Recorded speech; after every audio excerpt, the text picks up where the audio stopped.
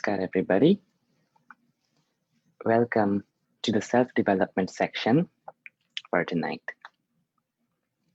Our topic for today will be discussing commonalities between mindfulness, productivity, and spirituality. Before going on break for the Christmas and New Year's holidays, last year, 2020, we had about 10 sessions. And over these 10 sessions, we discussed insights, mindfulness, and productivity insights from Charles Duhigg's best-selling self-help book, Smarter, Faster, Better. We discussed mindfulness, productivity techniques to not only enhance our emotional well-being and our productivity, but also to help us derive deeper meaning from the things we did. As I was putting together the sessions for this year, I felt like mindfulness, productivity, and spirituality, as we already discussed, I felt like they shared several fundamentals that were consistent through across these three different topics.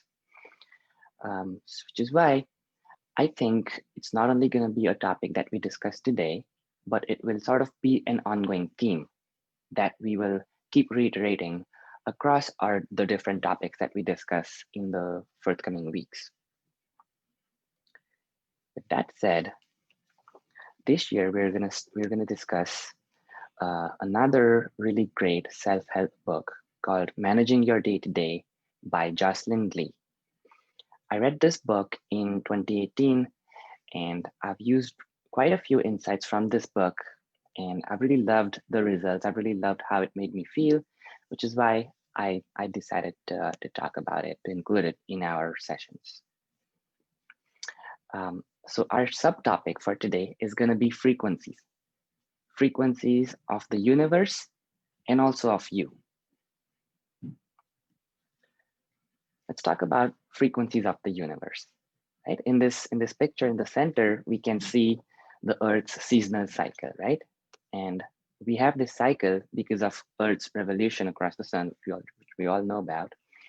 And then depending on the location of our planet along its axis, along its path of rotation, we experience different seasons, right? And seasons, like if you look at these two pictures on the extremes, they're taken at roughly the same spot along this hiking trail that I live close to, right? So the picture on the left, I took, I think in August during summer, and the picture on the right, I took a couple of weeks ago when we had our first snowfall for the season. And as you can see, the differences are pretty drastic, right? The trees look completely different. You can't even see the road on the picture on the right. The colors, textures of the sky are so different. Like if you just look at the sky on the picture from the left, it just looks warmer, those hues. And the sky in the picture on the right, like you see these drafts of clouds because it was a pretty windy day that day, right? So this yearly frequency of our planet along its path around the sun, it has such drastic consequences, right? On our weather and on our daily lives too, right? Also on our states of mind. Like when it's winter, there's lesser daytime, depending on where you live on planet Earth. The day ends much sooner, so which as a result alters your daily schedules, right? Another frequency of the world we live in, of the universe we exist in, is the daily cycle, right? Every day we have this rotation of day followed by night followed by day, and depending on the kind of person we are, depending on our lifestyle, we either arise when it's day, go about our tasks, our occupations, or sometimes again, if you have a unique occupation, you might wake up later in the day. You might even stay up all night. Like if you're a student who's working part-time during the day, I think and if you study at night, the night might be the time of the day when you're most alert because you're actively studying, right? So this daily cycle and our lifestyle, in a way, have an interplay, and that directly affects the frequency we operate in, right? Sometimes if we're a morning person, we feel high energy during the day. If we're not a morning person, we feel low energy during the day, right? So this yearly cycle and this daily cycle are just two of the many frequencies of the universe we exist in, and their effects on us are just two of the many effects that these many frequencies have on all of us. Right? We're all unique individuals. We all have our own unique frequencies. So imagine all of these unique multitudes of possibilities of interactions of frequencies. So let's talk about the frequency of you, or of the universe. So I had to make that pun. Sorry for that. So let's talk about the frequency of us with examples, right? Example one, right? I am who I am with my wife, with my partner, Sneha, and we live in this house. And one day I decide I want a bigger house and I want a bigger car with more power, more luxury. And we also want to get the latest smartphones for the both of us. And not just this year, but every year. As soon as they come out, we're gonna get them. And I also love shoes and sneakers. So I'm gonna follow these artists that I like. And each time they release a limited edition sneaker, I'm gonna order. I'm gonna maintain a collection, right? And to afford this lifestyle, I I negotiate a higher salary at work and might get it. Or maybe I get a different role or a different job, right? Which affords me this salary. And because this new role demands more of me, I stay longer at work. I stay up late at night, 3 days a week, or maybe even 4 or 5 days a week in certain cases, really late at night. And maybe after months of being able to achieve this lifestyle, or maybe after a few years of being able to achieve this lifestyle, I realized that all of this luxury, fashion, comfort, technology, it's actually left me feeling more stressed and more tired because of my lifestyle, right? Because of the demands. That's scenario number one. Scenario number two, right? Let's say I exist in this world 5 years from now, right? And Sneha and I, we have, let's say, two children, right? One of them's like 4 or 5 years old, 4 years old, another one's a toddler, they're like a newborn, right? And for these children and for ourselves, we decide to get a newer, bigger house and another bigger car so we can all travel together or they can go to their events comfortably. And we also get iPads so that they can do their schoolwork. We get sports equipment so they can go to their sports things, right? And because I have more years of experience, because I'm also a relatively mature person, 5 years down, I hope, I get that job that pays me better than it does relatively, and I'm able to meet the demands of my job, right? So both these scenarios, pretty similar outcomes, uh, lifestyle wise, right? But pretty different experience or pretty different frequencies that I find myself operating in, right? So I think what determines my experience is the reason or the intention that I align myself with the said frequency, right? In both cases, my lifestyle is the same, but the intention, my lifestyle or the frequency that I operate in is similar. But the reason I step into that frequency or the reason I align myself to that universal frequency is different. And because of that, my reactionary experience of, of existing on that frequency is also different. So, getting back to this great quote by Abraham Hicks, the universe doesn't punish or bless us. It just responds to the vibrational attitude we exist on. Or, in my words, the universe responds to the frequency that we exist on, right? Let's talk a bit more about our frequencies. Our bodies, minds are these extremely complex biological machines. And I think they're kind of like a radio, which can tune into different frequencies or vibrations. And our level of happiness, I think, is determined by the difference of the frequency of who we are in reality right now with the frequency of who we might want to be in our ideologies. So the closer these two frequencies are, I think, the happier it makes us. And when I talk about happiness, I think, generally speaking, I think there are two broad kinds of happiness. One of them is the emotional kind of happiness, where we either experience love, joy, bliss, and that leaves us feeling happy. Then there's the psychological kind of happiness, where we have a psychological experience. And if I go back to my examples, it could be a psychological experience of being comfortable, of achieving my goals, and then that experience leaves me feeling happy. So that's the kind of happiness we're talking about here. When we align the frequencies of who we are with the frequencies of who and how we want to be, it leaves us, I think, psychologically happy. And this is something that I learned from the book by Jocelyn Glei, Managing Your Day to Day, is we're all such unique individuals, right? And we all keep changing, keep evolving over time, even if we might not notice it. And an example of that could be like when I was in school, I used to listen to heavy metal music when I did my homework, when I drove the car, when I took public transport, and I loved it. And I felt like, yes, this is the frequency I want to operate on, right? Heavy metal music or any kind of music makes you feel a certain way. And I liked it. But fast forward so many years now, for the record, heavy metal and rock, they're still my favorite genres of music. But today, I prefer to listen to ambient electronic music when I do work or when I'm driving, and maybe even when I'm taking public transport because it helps me relax. Right? So I just discovered a new frequency that I prefer operating on. Maybe because my lifestyle changed, maybe because I changed. I don't know the reason, but it's just a different frequency. And sometimes I still tune into the other frequency, but this is the one I prefer to when I'm working, when I'm going about my chores, right? And you know, when I was in school, if you told me, hey, one day you're gonna prefer to listen to this other kind of music over rock and roll, I would laugh at you. But today, as it so happens, right, I have so many like playlists of the other kind of music, right? So Jocelyn Glei in her book tells us we should look at every day as an opportunity to learn more about the frequencies that we like to operate on.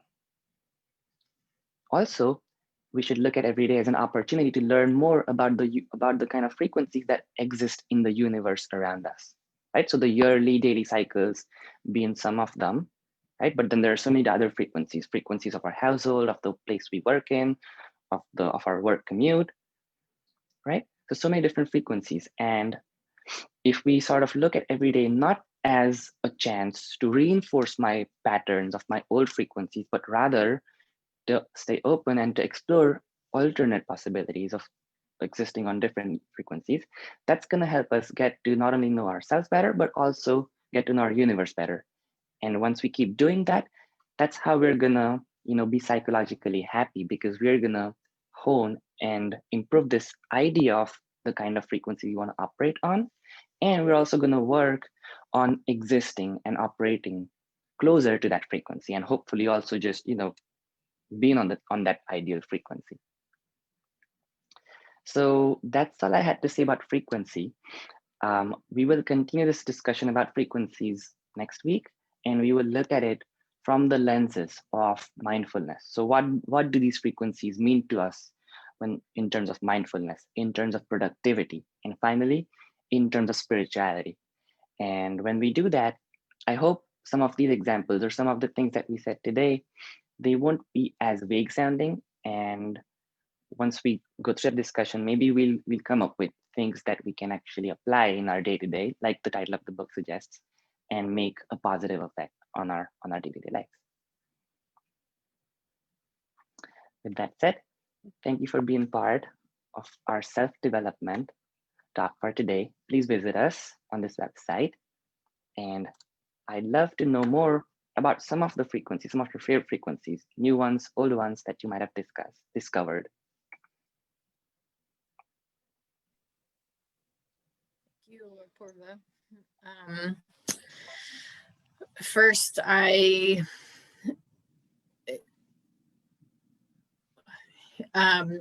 appreciate that Jocelyn Glei talks about the frequency of the universe as well as the individual, because I just want to make it clear for V-Star Circle attendees that our philosophy is not 100% law of attraction based. Like it is an element of our philosophy, but it's also the recognition that we co-create reality. That, you know, especially if you look at 2020, I don't think that was on anybody's vision board. You know what I mean? Like that, no, nobody wanted 2020 to happen in that way.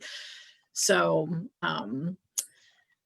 yeah, just that recognition of that there are multiple frequencies and we are not little islands that have our own little in control of everything, basically.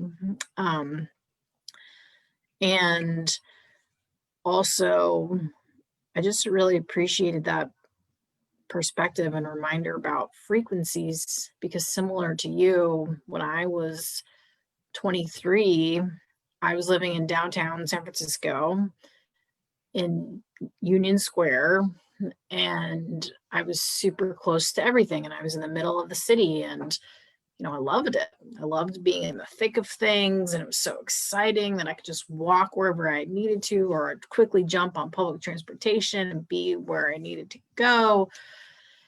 And then as I've gotten older, I've gotten more sensitive, actually, and I do not want that experience anymore. You know, now I want to be in a house with a yard. I mean, not that I have that. I'm currently in an apartment, but I'm in an apartment in a more like quiet neighborhood than downtown San Francisco. And so, yeah, just that kind of reminder of I'm plugging into a different frequency, and it will probably change again. I'll, you know, have another one. Like things just keep evolving.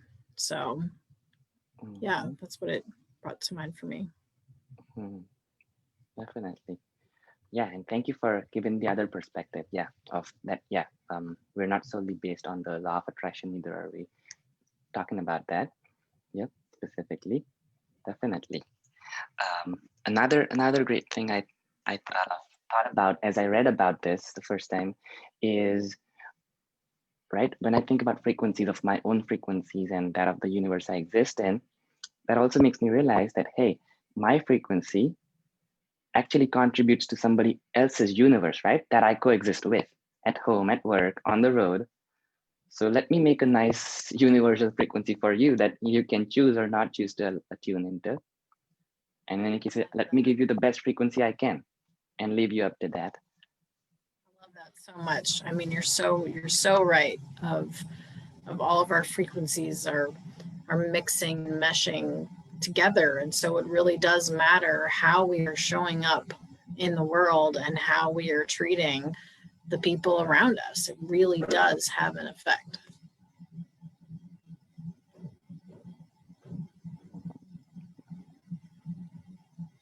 Does anybody else want to jump into our discussion here? I'd love to hear from you. That's about your frequency.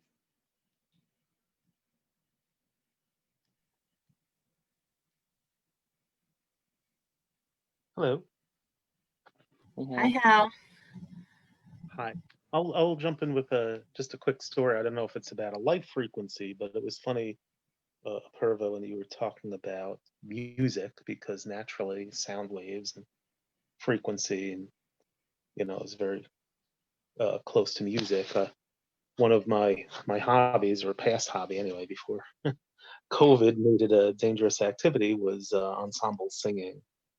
And a funny thing in singing in a barbershop quartet with four voices, when you do it just right and everything's lined up, even though there are four different parts being sung, if vowel placement and placement of sound, you can like match your resonances, and it's a fifth voice is created. It's called an overtone. It's like a higher note above the chord.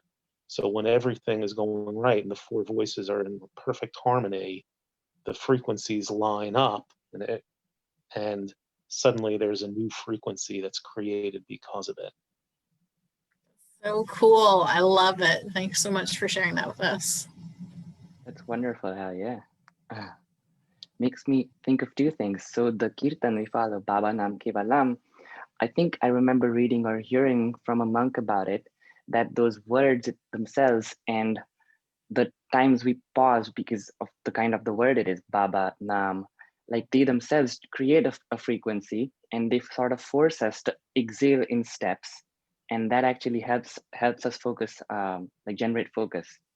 So it leaves us feeling quieter or calmer after, more focused after we finish singing it. Yeah.